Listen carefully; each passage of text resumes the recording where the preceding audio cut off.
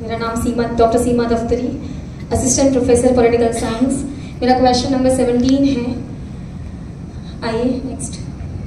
भारतीय संसद में वित्त विधेयक और धन विधेयक के संदर्भ में निम्नलिखित कथन पर विचार करें। स्टेटमेंट है यहाँ पर धन विधेयक और वित्त विधेयक के बीच में कुछ स्टेटमेंट दिए गए हैं कि जब लोकसभा वित्त विधेयक को राज्यसभा में भेजती है तो विधेयक में संशोधन या उसे अस्वीकार कर सकती है।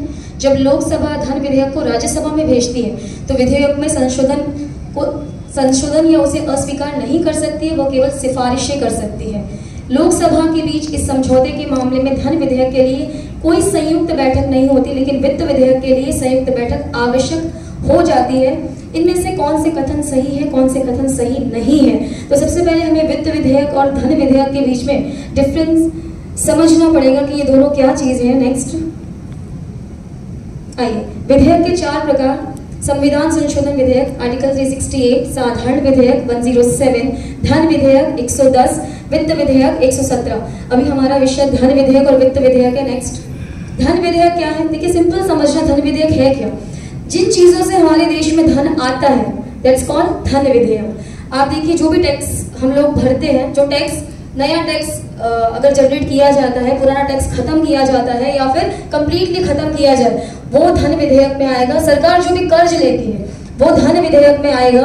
और संचित और आकस्मिक निधि जो होती है वो धन विधेयक में आता है। अब धन विधेयक क्या है तो उसके कुछ प्रावधान है कि धन विधेयक जो होगा, सबसे पहले लोकसभा का जो स्पीकर होता है, अध्यक्ष होता है, वही डिफाइन करता है कि कौन सा बिल धन विधेयक है या नहीं है। उसके 3 प्रावधान है जो यहाँ लिखे गए हैं: टैक्स, गवर्नमेंट जो कर्ज लेती है, और संचित आकस्मिक निधि। तो निर्णय अध्यक्ष के द्वारा सबसे पहले लोकसभा में प्रस्तुत किया जाता है, राष्ट्रपति की पूर्व अनुमति से होता है। ये सिर्फ इसलिए होता है कि बाद में राष्ट्रपति की परमिशन, क्योंकि वो वापस पुनर्विचार के लिए उसको लौटा नहीं सकता है। आगे नेक्स्ट, राज्यसभा केवल इसे 14 दिन तक होल्ड रख सकती है और इस पर संयुक्त अधिवेशन नहीं किया जा सकता। यानी कोई बिल धन विधेयक है तो उसमें एक नॉर्म है कि उस पर राज्यसभा केवल 14 दिन तक होल्ड कर सकती है, उस पर कोई भी विचार या फिर एडवाइस करके वापस लोकसभा में भेज सकती है। राज्यसभा के पास 14 दिन से ज्यादा उस बिल को रोकने का कोई अधिकार नहीं होता है और ज्वाइंट मीटिंग भी यहाँ पर नहीं होती।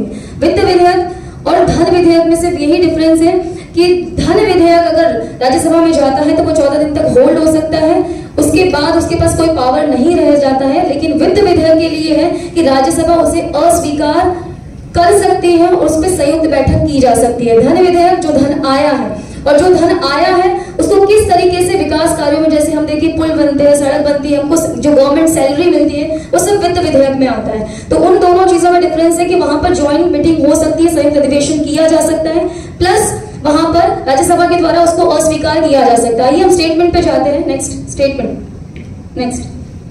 नेक्स्ट यहाँ पर स्टेटमेंट है कि जब लोकसभा वित्त विधेयक को राज्यसभा में भेजती है तो वह विधेयक संशोधन या उसे अस्वीकार कर सकती है। यहाँ वित्त विधेयक है, इसका मतलब राज्यसभा इस पे संशोधन कर सकती है, यानी ये सही है स्टेटमेंट। सेकेंड है, जब लोकसभा धन विधेयक को राज्यसभा में भेजती है तो विधेयक में संशोधन या अस्वीकार नहीं कर सकती है। धन विधेयक राज्यसभा केवल 14 दिन तक होल्ड कर सकती है, अमेंडमेंट उसमें सिफारिशों के साथ वापस भेज सकती है, इसका मतलब ये भी स्टेटमेंट सही है। और थर्ड है, लोकसभा के बीच समझौते के मामले में धन विधेयक के लिए कोई संयुक्त बैठक नहीं होती है।